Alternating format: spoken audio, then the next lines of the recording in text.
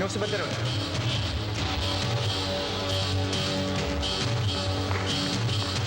Wala eh.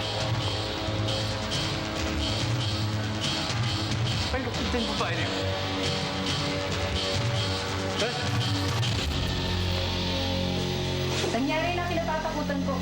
Magmula nang hawakan mo yung kasong yan, hindi na ako mapakali. Buti na lang nakatago ko. Kung hindi, ano nangyari na sa akin? Masama na nangyari sa akin. Baka paranoid ka lang. Akala mo sinusundan ka. Anong paranoid doon? Nung tumakbo ko, tumakbo din sila? Eh baka snatcher o mandurukot. At nagkataon. Magmula nung hawakan mo yung kaso niya, nagkagulo-gulo na tayo. Nung hindi mo pahawak yung kaso niyan, nung nasa headquarters ka lang, hindi nangyayari sa akin to kahit gabihin ako ng uwi. Ngayon nangyari sa akin to, nung hawak mo na yung kaso niyan, nagkataon ng tawag doon? Bakit? May nagbabanta ba sa atin? May tumatawag ba? Wala naman ah. At bakit ikaw at hindi ako? Ewan ko! Hindi natin mabibigyan ng katwiran yung mga taong gusto manakit sa atin. Hindi natin alam ang takbo ng utak ng ibang tao. Baka pangyarihan yung mga kalaban mo. Marami sila, hindi natin alam. Pwede lang tayong saktan. Kahit ano, pwede lang gawin sa atin. Baka gusto lang nila matakot tayo. At kung matatakot tayo, para na rin sila nanalo. Duwag ako, Alex. Duwag ako. At mas gugustuhin ko pang duwag ka. Kaysa naman mamatay tayo. Mas mabuting buhay tayo.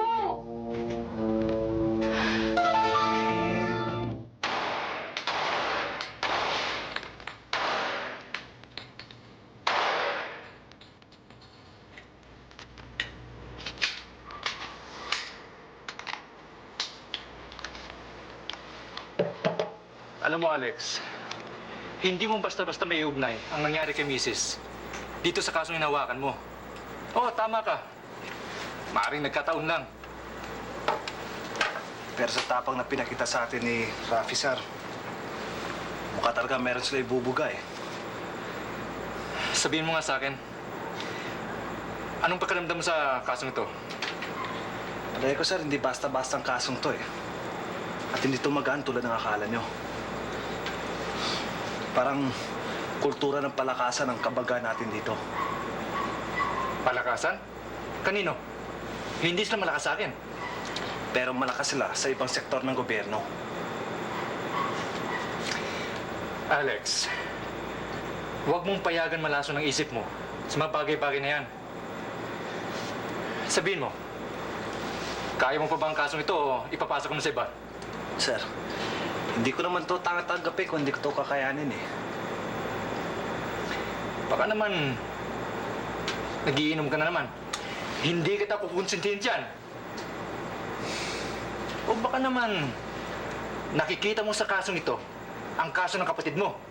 Kaya nagiging personal mga pagtingin mo sa mga bagay-bagay. Mahirap yan. Sir, kung hindi ko nalutas ang kaso ng kapatid ko, hindi ako papayag na hindi rin malutas ang kasong to. Okay lang yan. Basta tandaan mo, ayoko magiging personal crusade ang kasong ito. Okay?